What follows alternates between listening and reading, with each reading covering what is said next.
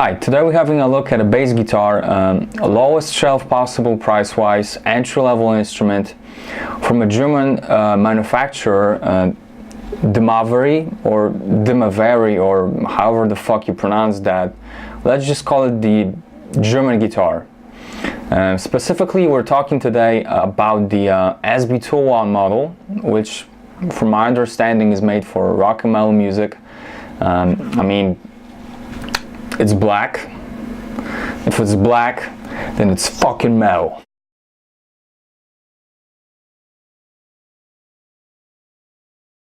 Let's have a closer look at the bass itself. It's a pretty simple setup. 24 frets, 4 strings, 1 double coil pickup, 2 knobs, volume and tone. The bass itself is made from catalpa wood and the neck is palisander.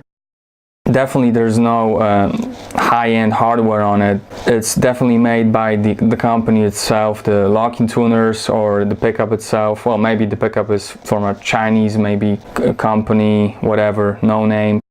There's like no additional hardware from like big name companies like, for example, Grover for the tuners.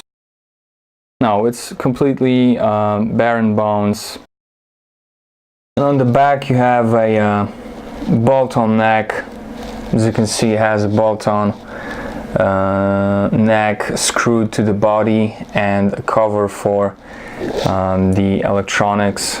The guitar comes with a padded gig bag, which has an additional pocket for like guitar cables, picks, whatever, and it has straps on the back, so it's pretty good, and also comes with an additional set of strings. The package also includes a cable which is only 2.5 meters long and has a very thin cord, so I wouldn't recommend it. The first good thing about this bass guitar is the overall build quality. If you tried a couple of these Chinese, Korean bass guitars that you can find on eBay or Amazon, when you pick them up they just feel like toys. You feel that they can break like any minute. And they're made of very cheap plastic, very cheap wood, just overall pretty shitty materials, and they just reek amateur. You feel like they can break any minute. And with this bass it's actually different. When you pick it up, well, it is heavy, it's kind of bulky, rough around the edges, but it feels like an instrument. And on a side note, I bought it brand new back in the day, and it was already set up and tuned right from out of the box. So you know, it was a nice touch. It wasn't maybe set up like really like, you know, on high level, whatever, but it needed a couple of tweaks, but you know, it was playable basically, so that's definitely a plus. Positive number 2, and that was actually a surprise for me. This bass actually stays in tune pretty well. And again, the entry-level instruments, China, no name, you know, old Polish stuff, it basically sucks, you know, it doesn't stay in tune pretty well, especially if we're talking about electric guitars that have a floorless bridge. Just use the whammy bar a couple of times and it's just all over the place, you know, so it's embarrassing actually. And with this bass you don't have to watch the tuner like every minute, you know, check if okay, is it okay, not, you know, so it's pretty good, you know. Just put a fresh set of strings, tune it up, set it up, and it's playable, you know, it's okay. So this is definitely a plus, so 2 thumbs up. Good thing about this bass guitar is the pickup. It has a hot signal. That means that it outputs a lot of signal right from the get-go, and this is important if you play rock or metal music, you know, because if you mix a song, if you record a song, you won't have to crank the gain on the amp just to make the bass more audible, more powerful, because if you're gonna do it, then you're gonna amplify a lot of stuff that you don't want in a mix, like hum or static noise, fret buzz, stuff like that. You don't want it. So having hot pickup is actually pretty good. The same thing is during a concert or rehearsal. You're gonna cut through the band better, and again, you won't have to amplify the signal, you won't have to, you know, crank the gain, and if you do it, then it's gonna start cracking, it's gonna maybe distort, it's gonna produce a lot of hum and that noise. So having hot pickup is pretty good, so it's definitely a positive. The first thing is the neck.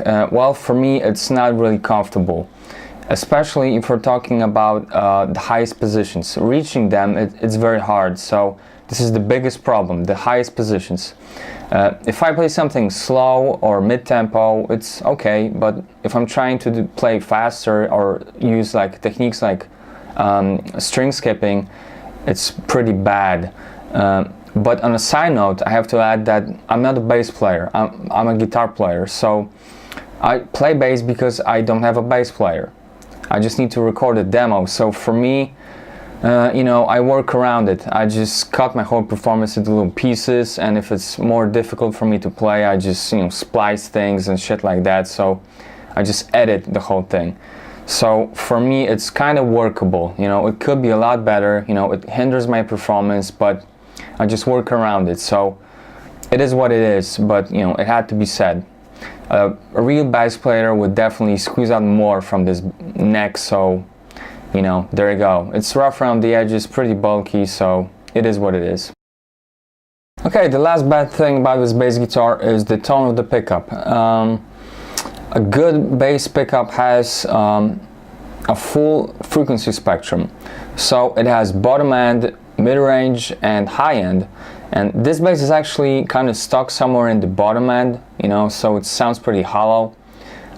You need to work a lot in order to make it passable. You have to multiband compress, you have to equalize, you have to saturate, so there's a lot of work. So, you know, it is what it is. And to add another thing, it's like fully passive, so not many possibilities of actually changing the tone on the bass itself, just the tone knob, and that's really it, so there you go.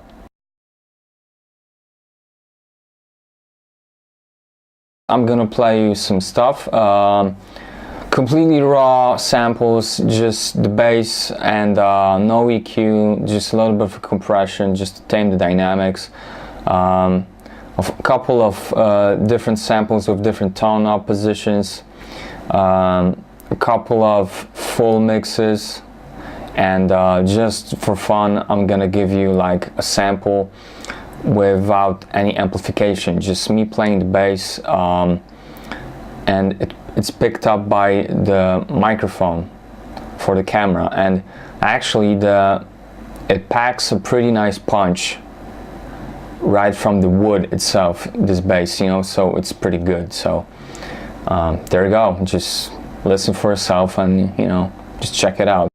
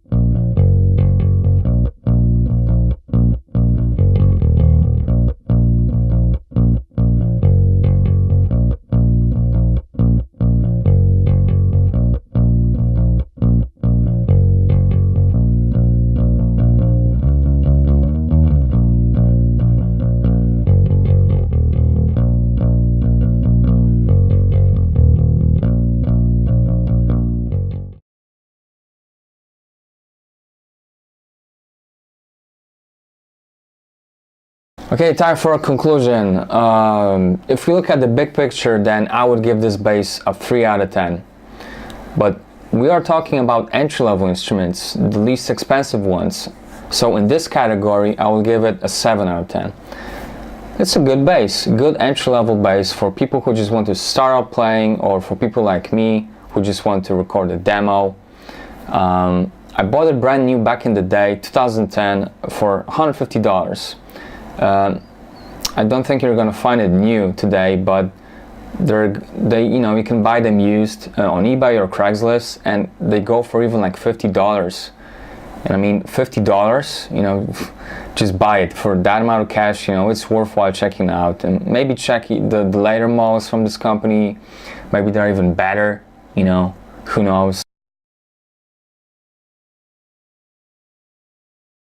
It's a pretty solid bass. It's built pretty well. It sounds nice if you work on it. It's built pretty well. So it has its faults, but at this level, at this price range, for me at least, these faults are acceptable.